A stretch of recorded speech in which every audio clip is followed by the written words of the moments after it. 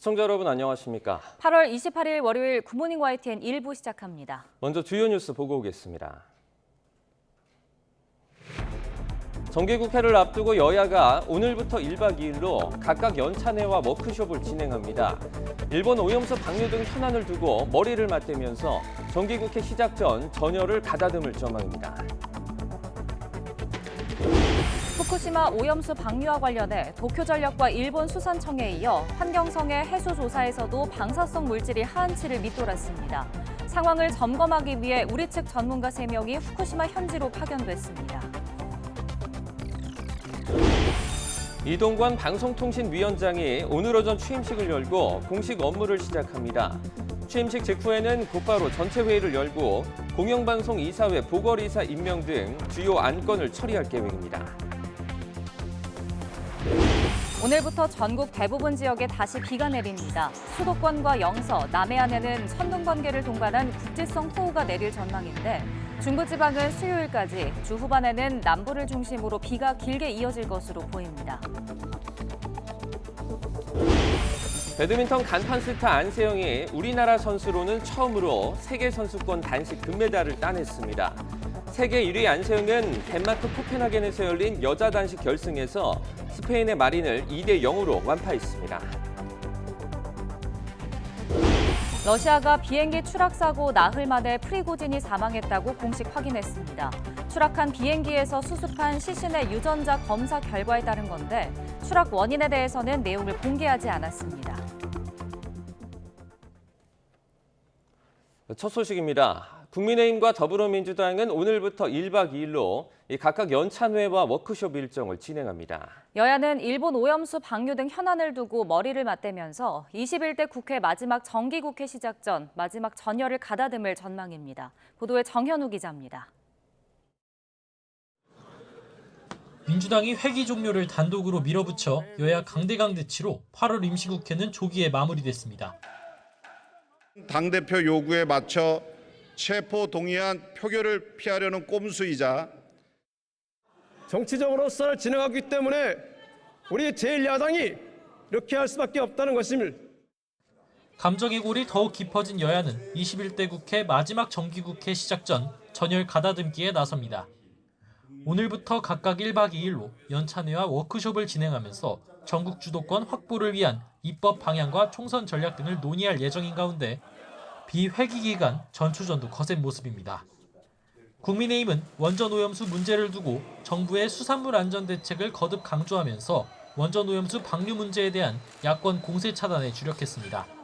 이재명 대표의 각종 사법 리스크를 덮기 위한 선전선동으로 규정하며 국론을 분열시키려는 속내가 있다고 맹비난했습니다. 반일 프레임을 내세워 이재명 대표 방탄을 목적으로 하는 정치선동 그 이상 그 이하도 아님이 밝혀졌습니다. 반면 민주당은 국내 대규모 대회에 이어 일본에서 열리는 오염수 반대 집회에도 참석하며 윤석열 정권 잘못을 바로잡겠다며 강공을 이어갔습니다. 정의로운 한일 간의 연대를 통해서 일본 국민들은 기시다 정부의 잘못을, 대한민국 국민은 윤석열 정부의 잘못을 바로잡읍시다. 당내 대책위도 나서서 검찰이 이재명 대표를 범죄자로 만들기 위한 집착 증세를 보인다며 사법 리스크를 고리로 한 여권의 공세에 맞섰습니다. 이 밖에도 야권에선 노란봉투법, 방송법 개정안 등 입법 현안의 조속한 처리도 예고하고 있습니다. 이에 입법 독주라며 맞설 여당과의 대치가 정기국회에서 예상되는 상황입니다. YTN 정현우입니다. 후쿠시마 제1원전 오염수의 해양 방류가 시작된 지 닷새째 도쿄전력과 일본 수산청에 이어서 환경성의 해수 조사에서도 방사성 물질이 하한치를 밑돌았습니다. 이런 가운데 오염수 방류 상황을 점검하기 위해 우리 측 전문가 3명이 후쿠시마 현지로 파견됐습니다. 도쿄에서 조수연 기자가 전해드립니다. 후쿠시마 원전 오염수 방류 나흘째, 세계 각국에서 온 여행객들도 뉴스를 접한 뒤 우려 섞인 관심을 나타냈습니다. If we got real strong proof that it's not dangerous, then I feel like it's okay. But obviously, maybe the government has to see if the population is afraid of it, and maybe they can slow the process. it can be very dangerous for the fish, for the human, for the environment. So I think it's definitely something I'm now more aware of. It's the kind of thing that could be over-sensationalized or under-sensationalized. 중국에 이어 홍콩도 일본 10개 지역 수산물 수입을 금지한 가운데 정작 홍콩에서 온 관광객은 대수롭지 않다는 반응을 보이기도 했습니다. They follow the guideline from the international aviation society, so I don't worry about the. 방류 개시 후 도쿄전력과 일본 수산청, 환경성이 각각 핵심 방사성 물질인 삼중수소 조사를 진행 중인 가운데 환경성의 첫 조사 결과 삼중수소가 검출되지 않았습니다. 원전으로부터 40km 이내 11개 지점에서 바닷물을 채취해 삼중수소 농도를 측정한 결과 모두 검출 하한치인 리터당 7,800크렐을 밑돌았습니다. 인간이나 환경에 해로운 영향이 없다는 게 환경성의 설명인데 도쿄전력과 수산청 조사 역시 삼중수소 농도가 정상 범위 내로 확인되고 있습니다. 이런 가운데 오염수 방류 상황을 점검하기 위해 우리 측 전문가 3명이 일본을 찾았습니다. 앞서 정부가 일본 정부, IAEA와 우리 측 전문가를 후쿠시마 IAEA 사무소에 2주에 한 번 파견하기로 합의한 데 따른 겁니다. 이번에 파견된 전문가들은 한국원자력안전기술원 소속으로 IAEA 후쿠시마 현지 사무소를 방문해 조사를 벌일 예정입니다. 우리 측 전문가들의 구체적인 활동 계획은 IAEA와의 협의를 거쳐 결정될 것으로 보이는데 유의미한 성과로 이어질지 주목됩니다. 도쿄에서 YTN 조수연입니다. 후쿠시마 오염수 방류 이후 중국 내 반일 감정이 들끓고 있습니다. 일본 열린여당 대표의 방중 일정에 퇴짜를 놓는가 하면 무분별한 전화 테러도 이어지고 있습니다. 베이징에서 강정규 특파원이 보도합니다.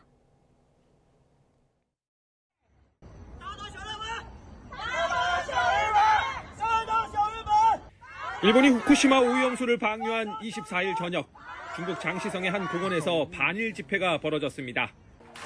구이저우성의 한 일식집은 장사를 접고 잦은 철거에 들어갔습니다. 3년 만에 재개된 중국 단체 관광객들의 일본 여행도 줄줄이 취소되고 있습니다.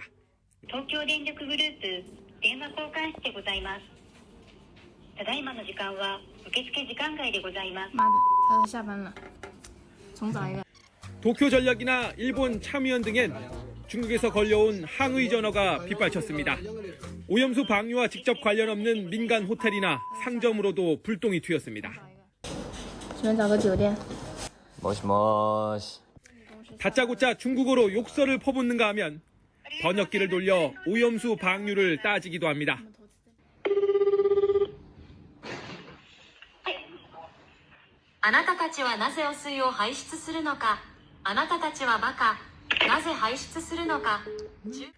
주중 일본 대사관은 명백한 범죄라며 중국 정부에 사법 처리를 요청했다고 밝혔습니다. 중국에 머무는 자국민에겐 외출할 때 일본어로 크게 말하지 말라고 당부하기도 했습니다. 중국의 수산물 수입 금지 조치 철회를 설득하려던 일본 열린여당 대표의 방중도 퇴짜를 맞았습니다. 북한의 위성 로켓 발사에 따라 소집된 유엔 안보리 회의는 오염수 배출 성토의 자리가 돼버렸습니다. 如果核污染水是安全的，就没有必要排海；如果不安全，就更不应该排海。 지구촌 해양 환경 문제를 두고도 한미일대 북중러 대립 구도가 형성되는 양상입니다. 베이징에서 YTN 강정규입니다. 양손에 흉기를 들고 난동을 피우며 2시간 반 가까이 경찰과 대치한 남성은 술에 취해 자해를 하려 했던 것으로 드러났습니다. 특공대까지 투입해 제압한 경찰은 30대 남성 A씨에 대한 구속영장을 신청했습니다. 윤성훈 기자입니다. 30대 남성이 다세대 주택 앞에서 팔뚝 길이만한 흉기를 양손에 들고 위협적으로 서 있습니다. 상의를 벗은 채 자신의 가슴에 흉기를 겨누기도 하며 자해하겠다고 난동을 피웠습니다. 경찰은 자해 위험성을 우려해 섣불리 다가서지 않고 흉기를 내려놓으라고 설득했습니다. 2시간 반 가까이 이어진 대치 과정에서 A씨는 가족을 불러달라, 술을 가져다 달라는 등 횡설수설한 것으로 전해졌습니다. 그러다 A씨 경계가 느슨해진 틈을 노려 강력계와 특공대 경찰들이 제압에 성공했고 특수공무집행 방해 혐의로 현행범 체포했습니다. 경찰은 A씨가 양손에 든 흉기 2점 외에도 6점을 더 가지고 있던 것으로 확인하고 모두 8점을 압수했습니다. A씨는 인근 술집에서 혼자 술을 마셨고 우발적으로 자해를 시도하려 했다고 진술한 것으로 전해졌습니다. 경찰도 A씨가 마약을 하거나 다른 사람과 다툼을 벌이진 않은 것으로 파악했습니다. 다친 사람은 없었지만 최근 흉기 난동 사건이 잇따랐던 터라 인근 주민들은 놀란 가슴을 쓸어내려야 했습니다. 칼 들고 있다 막 이렇게 말한다고 소리 쳐가지고 친구가 무서워서 뛰어간 다음에 신고했다. 경찰은 A씨에 대한 구속영장을 신청했습니다. YTN 윤성훈입니다. 술에 취한 채 흉기를 들고 거리를 활보한 40대 남성이 경찰에 붙잡혔습니다. 청주 상당경찰서는 어제 흉기를 들고 거리를 활보한 혐의로 40대 남성 A씨를 현행범 체포해 조사하고 있습니다. A씨는 어제 오후 6시 반쯤 청주시 분평동의 한 생활용품점에서 흉기를 산 뒤 포장지를 뜯은 채 거리를 활보한 혐의를 받습니다. 만취한 상태였던 A씨는 시민들에게 별다른 위협을 가하진 않았고 출동한 경찰에게 3분여 만에 체포됐습니다. 경찰은 A씨를 상대로 정확한 사건의 경위를 조사하고 있습니다. 주말과 휴일에는 무더위가 이어졌지만 오늘부터는 다시 전국 대부분 지역에 비가 내립니다. 전국 곳곳에 국지성 호우가 내릴 전망인데 북상하고 있는 두 태풍이 변수입니다. 김민경 기자입니다. 여름이 지나고 더위가 가신다는 절기 처서가 지났지만 연일 폭염이 기승입니다. 전국 곳곳에 폭염특보가 내려진 가운데 경남 의령의 낮 기온이 33.9도, 양산 33.1도, 정읍 32.8도 등 남부지방을 중심으로 무더위가 이어졌습니다. 하지만 오늘부터는 전국에 비가 내리면서 더위가 한풀 꺾일 전망입니다. 북한으로 북상하는 저기압의 영향으로 전국 대부분 지역에 비가 내릴 것으로 예상이 되는데요.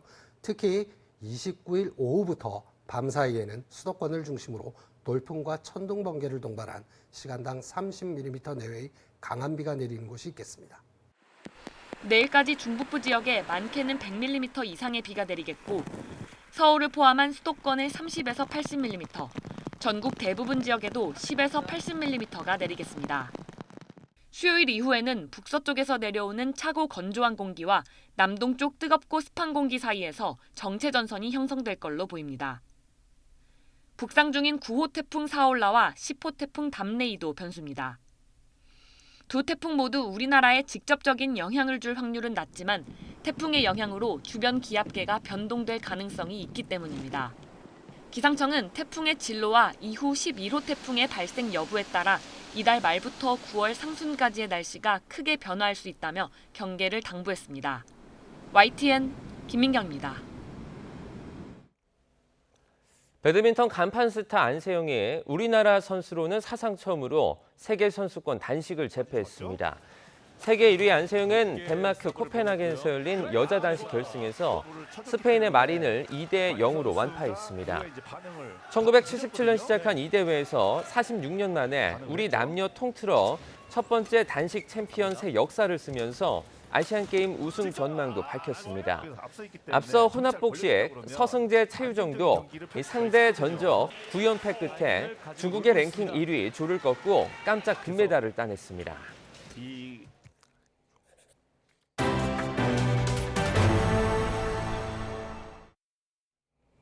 이동관 신임 방송통신위원장이 오늘 취임식을 열고 공식 업무를 시작합니다. 이 위원장은 취임 직후 전체 회의를 열고 공영방송이사회 보궐이사 임명 등 주요 안건을 처리할 계획입니다.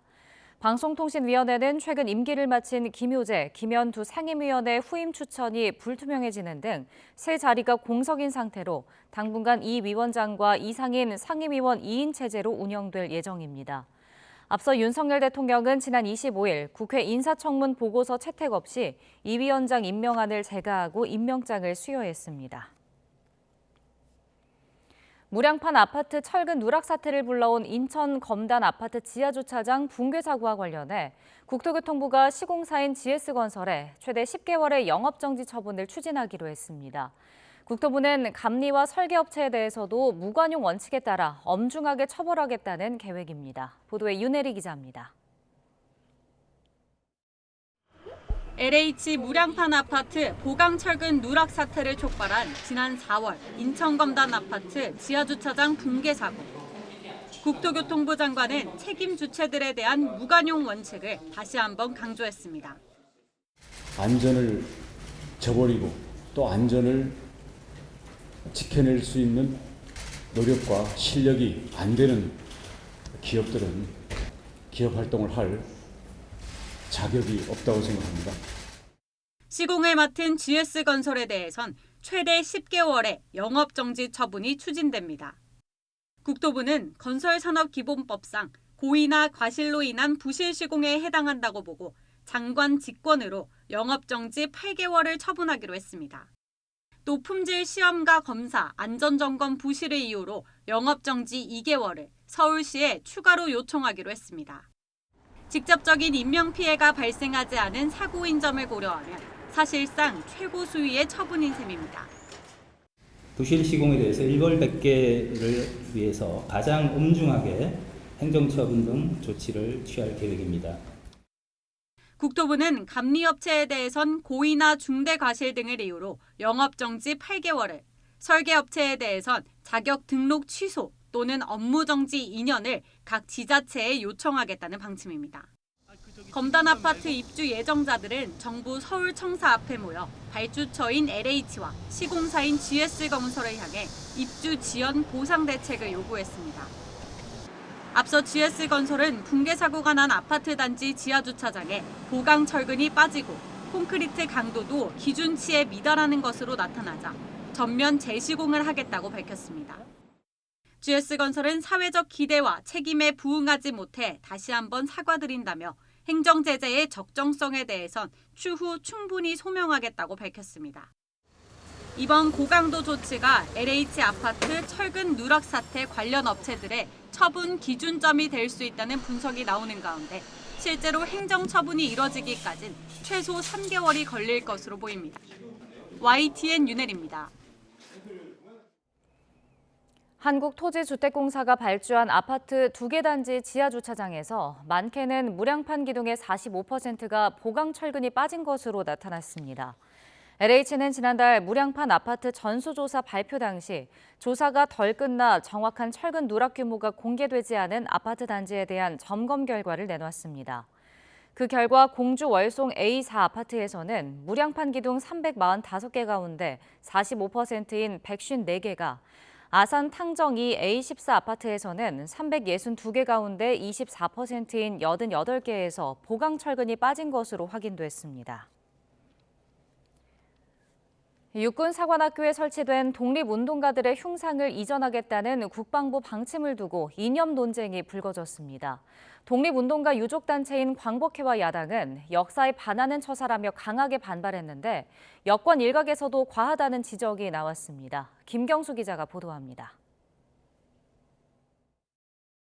육군사관학교 안에 있는 홍범도, 김좌진 장군 등 독립운동가 5명의 흉상 이전 논란이 정치권 이념 논쟁으로까지 번졌습니다. 앞서 국방부는 독립운동이 부각되는 최적의 장소로 흉상을 이전하는 방안을 검토 중이라고 밝혔는데 여기에 이종섭 국방부 장관이 국회에 나와 한 발언이 기름을 부었습니다. 북한을 대상으로 해서 전쟁을 억제하고 전시에 이기기 위해서 필요한 인력을 양성하는 곳인데 공산주의 경력이 있는 사람이 있어야 되느냐. 독립운동가 유족과 후손들이 만든 단체 광복회는 곧바로 거세게 반발했습니다. 이종찬 광복회장은 이 장관에게 보낸 공개 서한에서 스스로 판단할 능력이 없으면 장관 자리에서 퇴진하는 게 조국을 위하는 길이라고 충고한다며 날을 세웠습니다. 또 민족적 양심을 저버렸다며 어느 나라 국방부 장관인지 묻지 않을 수 없다고 비판했습니다. 여권 일각에서도 흉상 철거는 과한 조치라는 지적이 나왔습니다.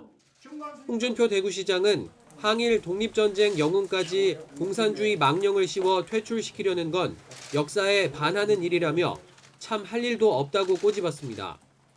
유승민 전 의원도 납득하기 어렵다며 윤석열 정권의 이념 과잉이 도를 넘고 있다고 비판했습니다. 국민의힘은 공식 입장을 내지 않은 가운데 육사의 흉상 문제에 대해서는 뭐 여러 가지 논란이 있는 것은 알고 있습니다만 현재 그와 관련돼서 당에서 뭐 특별한 입장은 없습니다. 민주당은 정부가 석고 대죄하고 당장 철거 방침을 거두라고 맹비난했습니다. 국군의 뿌리인 독립군과 광복군의 역사를 지우는 것은 철진한 색깔론을 통해 지지층을 결집하여 총선에서 이득을 보려는 윤석열 정부의 천박한 정치 선동으로 보입니다. 이외에도 북한과 중국 인민군 군가를 작곡한 음악가 정율성을 기리는 광주광역시의 역사공원 사업을 두고 논란이 불거지는 등 이념 논쟁이 이어지는 모습입니다. YTN 김경수입니다.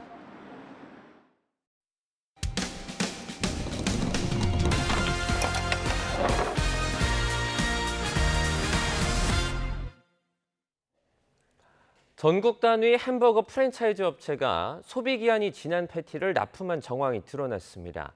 기본 정보가 담긴 스티커를 덧붙여 소비기한을 바꿔 표시하거나 아예 제조 일자를 뺀 스티커를 붙인 채 제품을 공급했습니다. 이윤재 기자입니다. 햄버거 패티가 들어있는 비닐 포장지입니다. 판매원과 제조일 등 기본 정보가 담긴 스티커가 붙어 있습니다. 자세히 들여다보니 스티커 3장이 한 장처럼 겹쳐 있습니다. 스티커가 덧붙을 때마다 제조일과 소비기한이 일주일씩 늘었습니다. 그 라벨지 3장이 붙어있는 게 8봉지 정도가 나와 있었습니다.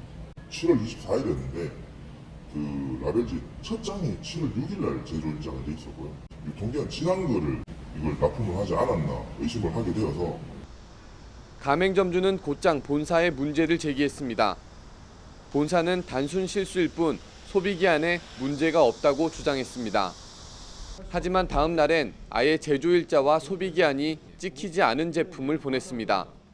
저희가 브랜드를 믿고 저희가 본사를 믿고 이렇게 영업을 하는 건데 이 음식 가지고 이렇게 좀 속이고 이렇게 오니까 저희가 영업을 못하게 됐습니다. 실제 제품 소비기한에 문제가 없다 하더라도 스티커를 덧붙이는 방식으로 표시하는 건 식품표시광고법을 어긴 겁니다. 그 제조 연료일과 소비기한 표시는 그 안전과 관련된 중요한 사항으로 기존에 표시된 제조 연료일과 소비기한보다 연장 표시해서 덧붙여서는 안 됩니다. 그래서 이러한 행위는 변조 행위로 법률에 위반이 됩니다.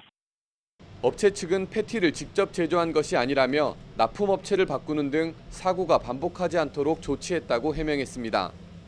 그번에 실수가 못 있었고 그렇기 때문에 그거에 대해서는 각 매장에 연결해서 폐기를 조치를 시켰습니다. 이 업체하고는 갈 수가 없었기 때문에 새로운 업체를 전량 정수검사를 해서 출고를 시키고 해당 프랜차이즈 업체는 전국에 20개 가까운 가맹점을 운영하고 있습니다.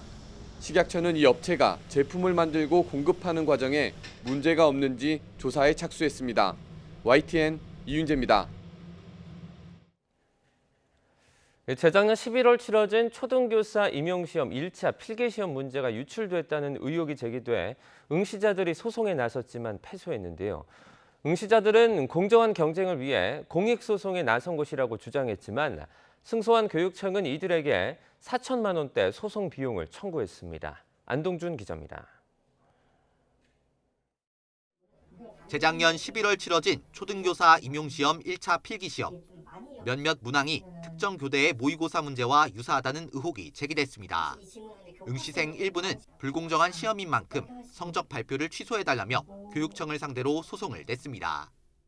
처음에 좀 분노감도 있었고 인터넷에서 찾아보니까 이거는 문제를 제기할 가치가 있다. 저는 이런 소송을 통해서 이 시험이 조금 더 공정한 경쟁이 되길 바랐고 끝까지 소송에 참여한 93명은 1심에서 결국 모두 패소했고 교육청은 판결이 확정된 원고들에게 소송 비용 4천여만 원을 청구했습니다.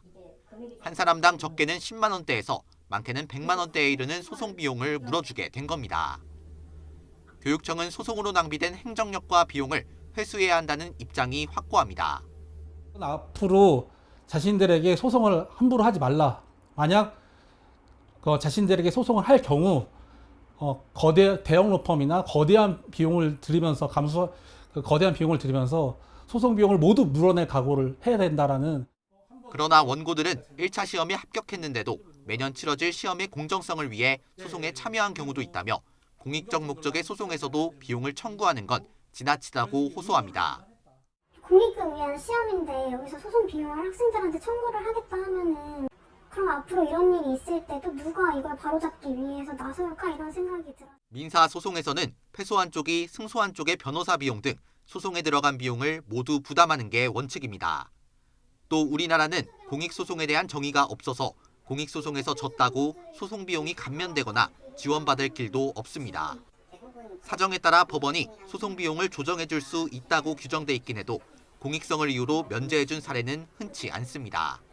공익소송이 개념이 포괄적이거나 혹은 모호하다, 명확하지 않다라고 반대할 것이 아니라 부족한 것이 있다면 판례로서 추적해 나가야 되지 않는가. 소송 비용을 패소한 당사자에게 부담하게 하는 원칙이 공익소송에 대한 참여를 위축시킬 수 있는 만큼 대안이 필요하다는 목소리가 나옵니다. YTN 안동준입니다. 사회적 약자를 보호하고 불합리한 권력에 맞서는 소송을 우리는 공익소송이라고 부릅니다. 그러나 이런 공익소송마저 다른 민사소송처럼 패소하면 원고가 모든 비용을 내야 하는 게 우리 사법제도의 현실입니다. 돈이 없으면 공익소송은 시작조차 못하는 건데요. 보다 건강한 사회를 위해서라도 제도적인 보완책이 필요하다는 지적이 나옵니다. 강민경 기자입니다.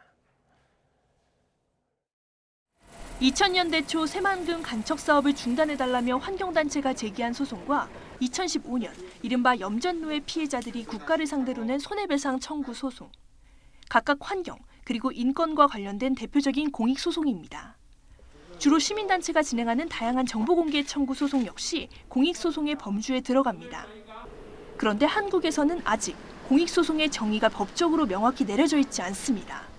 지난 2016년 대법원 사법정책연구원이 공익소송의 특징을 다수의 피해 구제와 약자의 권리 보호로 정리한 건 연구용 참고 자료에 지나지 않습니다.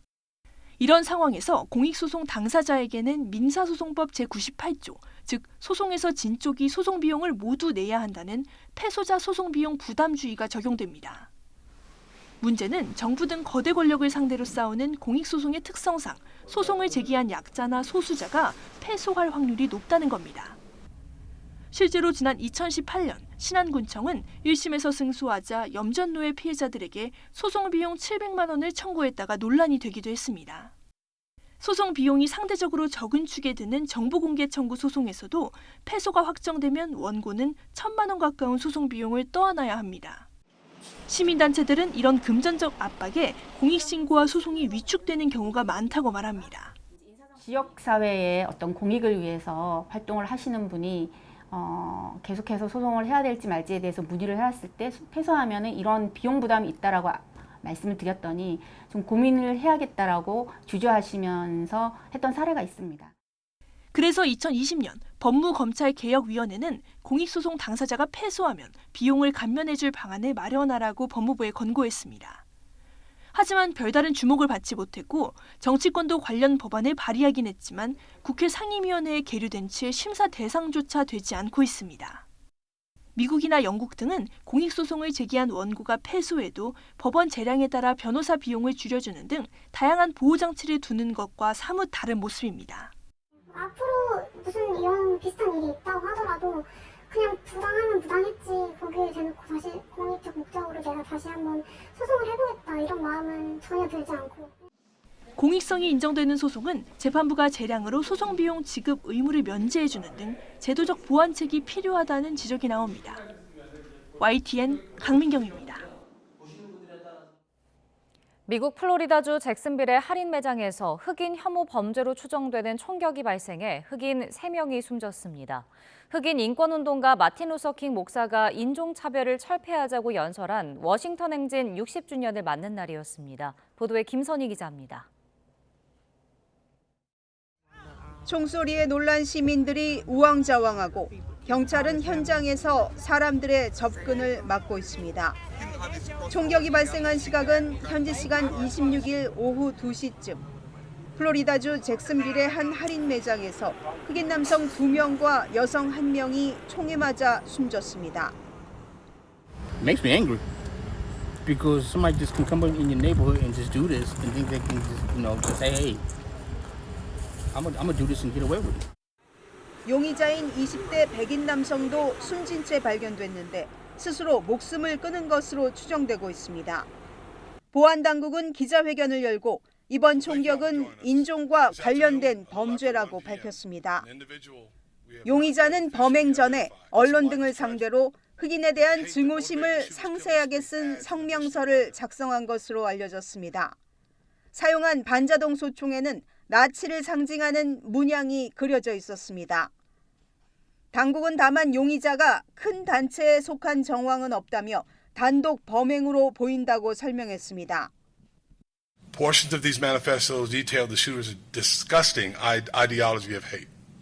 Plainly put, this shooting was racially motivated and he hated black people. 총격은 워싱턴 DC에서 흑인 수천 명이 모여 워싱턴 행진 60주년을 기념하고 인종차별 철폐를 촉구한 날 벌어졌습니다.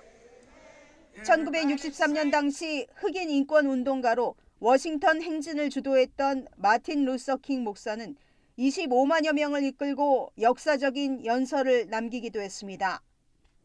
이번 총격으로 주변 대학가는 외출 자제령이 내려지는 등 공포감이 커지고 있습니다.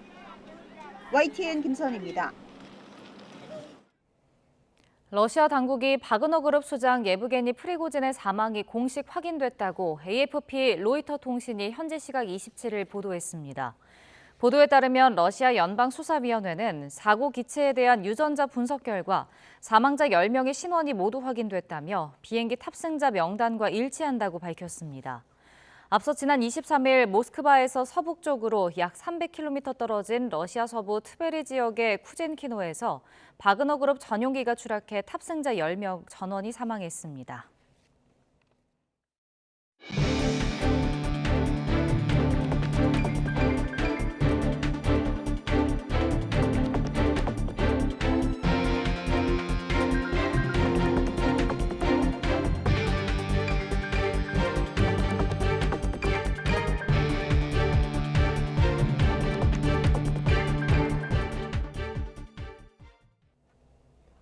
국민의힘과 더불어민주당은 소속 의원 전원이 참여한 가운데 오늘부터 나란히 1박 2일 행사를 열고 정기국회와 내년 총선 대비 전략을 논의합니다. 국민의힘은 오늘 추경호 경제부총리와 한동훈 법무부 장관 등 각 부처 장관들이 대거 참석한 가운데 연찬회를 엽니다. 국민의힘은 윤석열 정부 국정과제를 뒷받침할 입법 예산 심의 전략과 후쿠시마 원전 오염수 괴담 대응 등 대야 전략을 논의하고 연찬회 둘째 날 결의문을 채택할 예정입니다.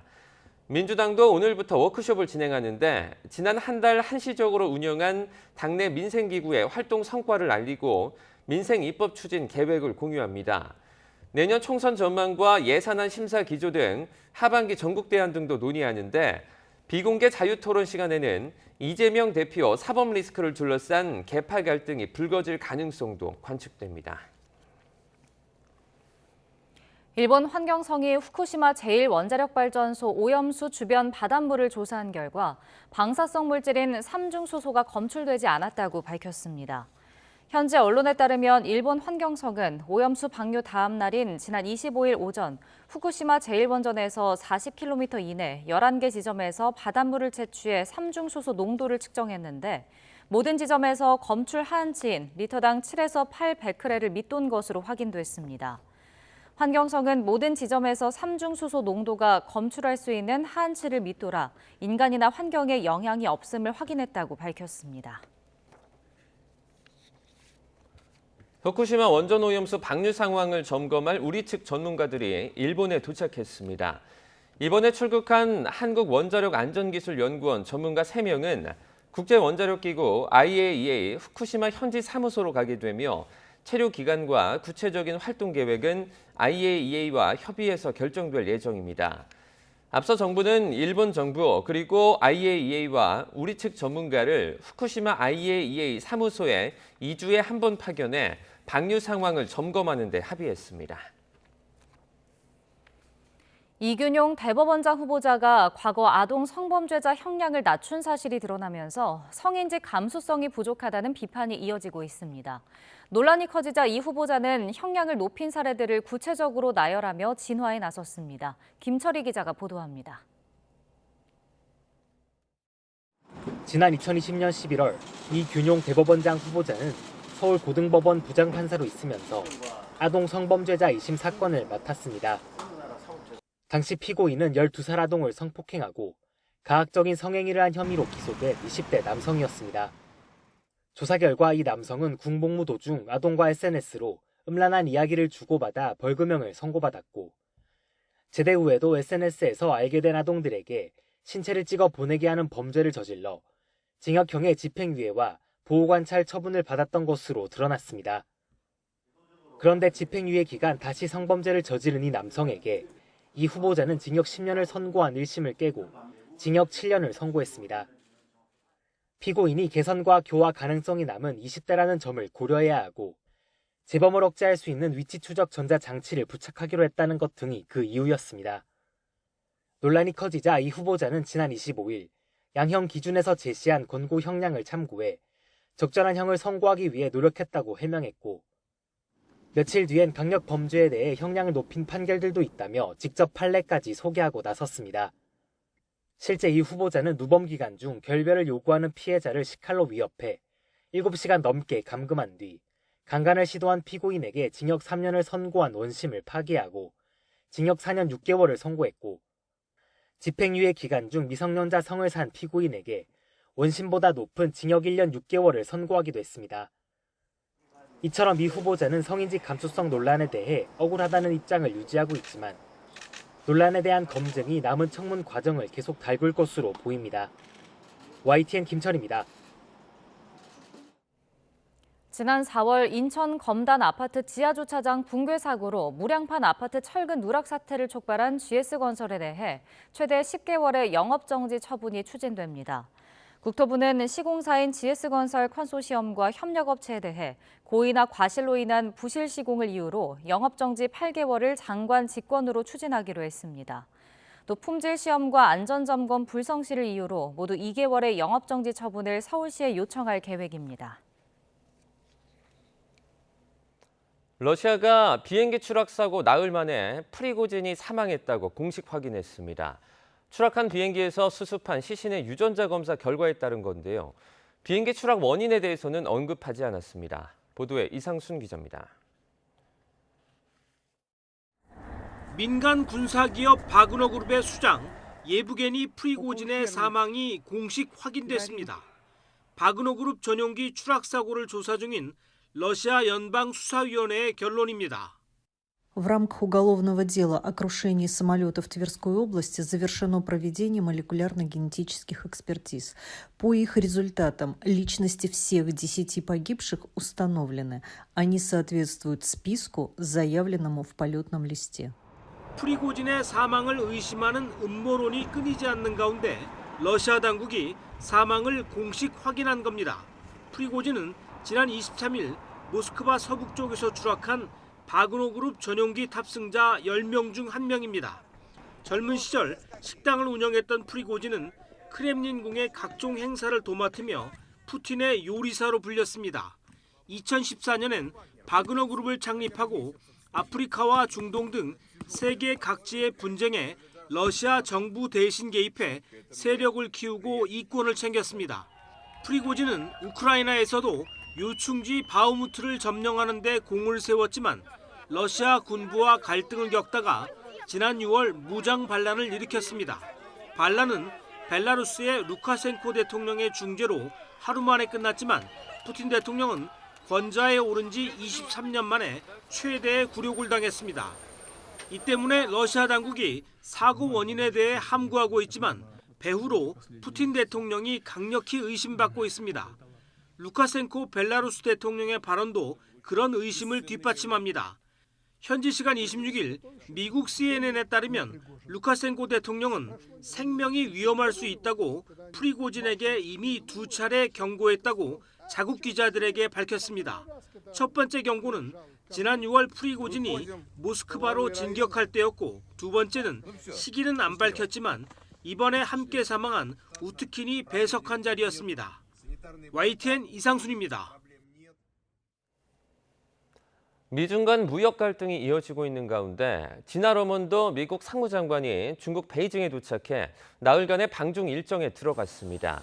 미 상무장관이 중국을 방문한 것은 7년 만으로 러먼도 장관은 첨단 반도체와 희귀광물 등 미중 간 수출 규제 문제와 소총 채널 구축 방안 등을 논의할 것으로 보입니다. 블룸버그 통신은 소식통을 인용해 러먼도 장관이 수출 통제와 양국의 무역 관계를 다룰 실무 그룹을 발표할 것으로 보인다고 전했습니다. 중국 정부가 주식시장을 되살리기 위해 15년 만에 주식거래 인지세를 인하했습니다. 블룸버그 통신에 따르면 중국 재정부는 28일부터 주식거래 인지세를 절반으로 인하한다고 발표했습니다. 현행 주식거래 인지세는 0.1%입니다. 중국의 주식거래 인지세 인하는 세계 금융위기 때인 2008년 이후 처음입니다. 테슬라가 가격이 저렴한 중국산 배터리를 사용한 모델 Y를 국내로 들여오면서 전기차 가격 경쟁이 본격화하고 있습니다.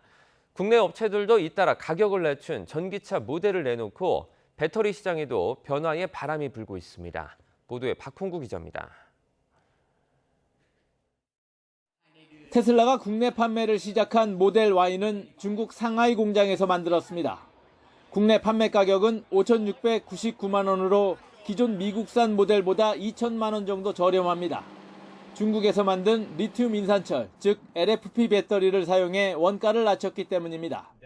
한국에서 전기차 보조금을 받을 경우 4천만 원대의 차를 살 수 있어 고객이 몰리고 있습니다. 이 때문에 계약해도 차를 받기까지 6개월이 걸릴 것이란 얘기까지 나오고 있습니다. 중국 시장에서 내수 업체들에 밀린 테슬라가 남는 물량을 한국으로 돌린 것으로 보입니다. 중국 내에서 중국 자체 토종 브랜드의 전기차 급상승이 테슬라의 판매 위축을 가져온 것이고, 그래서 테슬라가 중국 생산 물량의 일부의 돌파구로 한국 시장을 찾은 거다, 이렇게 볼 수가 있을 겁니다. 중국산 LFP 배터리는 국내 전기차에도 장착돼 가격을 낮출 전망입니다. 다음 달 KG 모빌리티가 출시할 토레스와 기아 레이의 전기차 모델은 보조금을 받을 경우 각각 3천만 원과 2천만 원 초반대까지 가격이 내려갑니다. 국내 시장에서 전기차의 시장 점유율이 지난해 말 기준 10%에 이르며 성장세가 둔화하자 가격 경쟁이 본격화하고 있는 것입니다. 또 보조금 줄어들고 전기 충전 에너지 비용은 늘어나고 또 충전 시설은 아직도 절대적으로 부족하다는 전체적인 가성비가 떨어지다 보니까 판매가 주춤할 수밖에 없다. 그동안 고가의 NCM, 즉 3원계 배터리에만 집중하던 국내 배터리 3사도 전략을 수정해 LFP 배터리 생산에 뛰어들었습니다. 3원계 배터리에 대한 원천 기술이 가장 높게 가지고 있는 한국이라 할지라도 향후 3원계 배터리 60%, LFP 40% 정도의 생산 비중으로 배분되지 않을까 이렇게 보고 있습니다. 테슬라가 중국산 배터리로 시작한 전기차 가격 인하 경쟁, 우리 기업들의 수익성 악화로 이어지는 것은 아닌지 우려가 커지고 있습니다. YTN 박홍구입니다. 300조 원대 시장으로 성장 가능성을 조명받는 조각투자 시장에 1호 신청자가 등장했습니다. 이르면 다음 달 1호 조각투자 상품이 시장에 출시되는데 초기 시장 선점을 위한 업계의 경쟁이 뜨겁습니다. 엄윤주 기자입니다. 현대 추상회화 작가로 세계적인 주목을 받는 스탠리 휘트니의 작품 스테이송 61입니다. 최근 이 그림을 보유하고 있는 미술품 중개업체가 금융당국에 투자계약증권, 일명 조각투자를 위한 증권신고서를 제출했습니다. 앞서 지난해 금융당국이 미술품 등을 쪼개 파는 조각투자의 증권성을 인정하며 조각투자를 제도권에 편입시키도 처음입니다. 이르면 9월 효력 발색이 시작되면 이 작품은 투자자들로부터 7억 9,900여만 원을 조달받게 됩니다. 이후 최대 10년 이내의 처분에 투자자들에게 청산 손익을 배분할 계획입니다. 다시 말해 투자자들은 7,992조각으로 나눈 이 작품을 증권사 계좌를 통해 한 조각당 10만 원씩을 내고 살 수 있는 겁니다. 일단 한 주를 받으시게 되면 일단 투게더 아트는 이제 공동사업에 해당되는 거거든요. 가격이 충분히 올라갔다고 판단이 되면 그때 실물, 이 작품 자체를 매각을 하게 되면 거기에 나온 수익을 주수에 따라서 배정하게 됩니다. 일명 조각투자로 불리는 투자계약증권은 이처럼 공동사업에 금전을 투자하고 사업 결과에 따라 손익을 받을 수 있는 권리를 의미합니다. 미술품부터 한우, 기금속과 음악 저작권까지 다양한 조각투자 서비스 출시가 논의되는 가운데 관련 업계도 선두 경쟁을 위한 치열한 각축전을 벌이고 있습니다. 하지만 조각투자가 주식과 펀드와는 차이가 있고 바로 현금화할 수 없는 데다 기존 발행 사례도 없는 만큼 투자자들의 정확한 정보 파악이 필수입니다.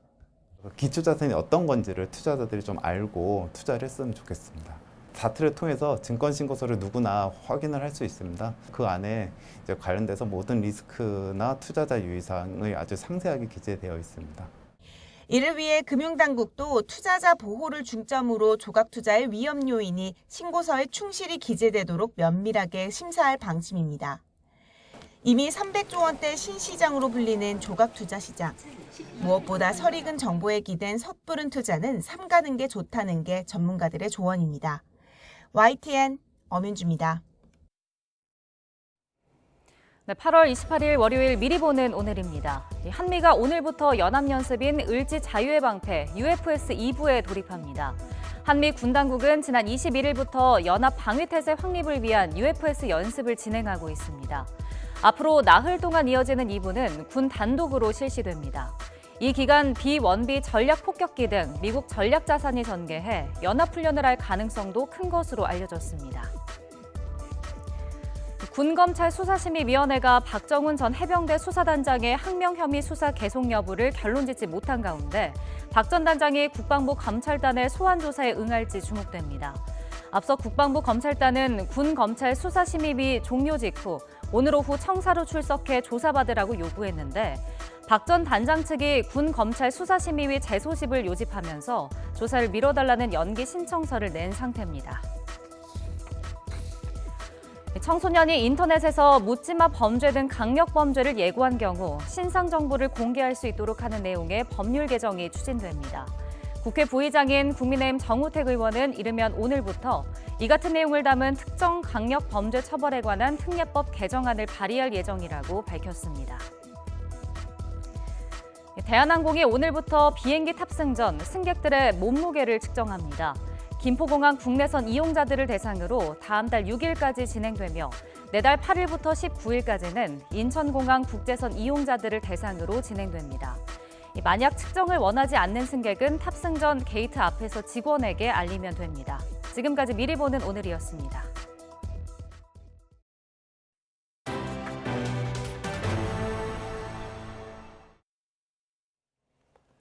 브라질의 늪지대에 서식하는 아나콘다는 세계적으로 인정된 멸종 위기종입니다. 우리에게는 생소한 이런 국제 멸종 위기종이 260여 개체나 국립생태원에 모여 있는데요. 이유가 뭔지 김평정 기자가 알아봤습니다. 몸 길이가 50cm 정도 되는 큰 거북이 잔디밭에서 풀을 뜯으며 일광욕을 하고 있습니다. 중앙아프리카가 고향인 설카타 육지 거북입니다. 긴 팔로 높은 곳에 매달리는 걸 좋아하는 흰손 긴팔 원숭이는 동남아시아 열대 우림에서 왔습니다. 서식지에 물이 꼭 필요하고 헤엄도 잘 치는 노랑 아나콘다는 브라질 등 남미에 분포합니다. 동물원에서도 보기 어려운 이 동물들은 모두 국제 멸종 위기종입니다. 밀수나 불법 사육을 하다가 적발돼 임시 보호시설로 왔습니다. 충남 서천의 국립생태원에 마련된 보호시설에 49종 260여 개체가 모여 있습니다. 희귀종마다 제각기 다른 서식 환경을 조성하기 위해 연간 5억 원가량 관리 비용이 들어가고 있습니다. 밀수되거나 유기되는 동물들을 예측할 수가 없다 보니까 그때그때 도입되는 동물에 대해서 확인하고 서식지에 맞는 사육 환경을 조성한 후에 사육을 하고 있습니다. 멸종 위기종을 밀수하는 이유는 돈벌이가 되고 처벌은 약하기 때문입니다. 예를 들어 비늘이 솔방울을 닮은 솔방울 도마뱀은 300만 원에서 비싸면 1000만 원 넘게도 거래됩니다. 반면에 동물 밀수로 적발돼도 벌금은 국내 거래 가격보다 턱없이 낮은 원산지 시장 가격만큼 부과됩니다. 최근엔 몸을 묶어도 소리를 잘 내지 않고 인형과 섞으면 구별하기 어려운 도마뱀과 거북 같은 파충류가 많이 밀수되고 있습니다. 따라서 멸종 위기종의 거래를 막고 동물 복지를 위해서는 밀수와 불법 사육의 처벌 수위를 현실적으로 높이고 근절할 수 있는 대책이 시급하다는 지적입니다. YTN 김평정입니다. 안익수 감독의 사퇴로 김진규 감독 대행이 첫 경기를 치른 서울이 선두 울산과의 극적인 무승부를 거두고 승점 1점을 수확했습니다. 경기 종료 직전까지 1대2로 끌려가며 패색이 짙었던 서울은 후반 추가 시간 6분 몰리안이 수비수 4명을 제치고 극적인 동점골을 넣었습니다. 울산은 주민규가 2골을 넣으며 득점 공동 선두로 올라섰지만 승점 3점을 눈앞에서 놓치며 아쉬운 무승부에 만족했습니다. 광주는 압도적인 공격력을 앞세워 약체 수원 삼성을 4대0으로 대파하고 6위에서 3위로 도약했습니다. 광주는 지난달 7일 강원과의 경기 이후 8경기에서 3승 5무를 기록하며 무패 행진을 이어갔습니다. 오늘은 무더위 대신에 전국에 가끔 비가 내리겠습니다. 저기압의 영향으로 현재 서울 등 중북부를 중심으로는 비가 내리고 있는데요. 오늘은 비가 소강 상태를 보이는 곳도 많겠지만 내일부터는 곳곳으로 강한 비가 예상돼 주의가 필요하겠습니다. 우선 내일까지 경기 북부와 영서 북부, 지리산 부근에 100mm 이상, 서울 등 수도권과 충남, 영남에도 최고 80mm의 많은 비가 내리겠고요. 오후부터는 제주도 해안가를 중심으로 너울성 파도까지 높게 일겠습니다. 오늘 비가 내리는 지역에서는 무더위가 주춤하겠고 남부지방의 폭염특보도 점차 해제가 되겠는데요. 오늘 서울의 한낮 기온은 26도 선에 머물겠고요. 대구는 31도, 부산도 31도를 보이겠습니다. 주 후반에는 남부지방을 중심으로 비가 내릴 전망입니다. 지금까지 날씨 정보였습니다. 굿모닝 YTN 1부 마칩니다. 잠시 후 2부가 이어집니다. 시청해주신 여러분 고맙습니다.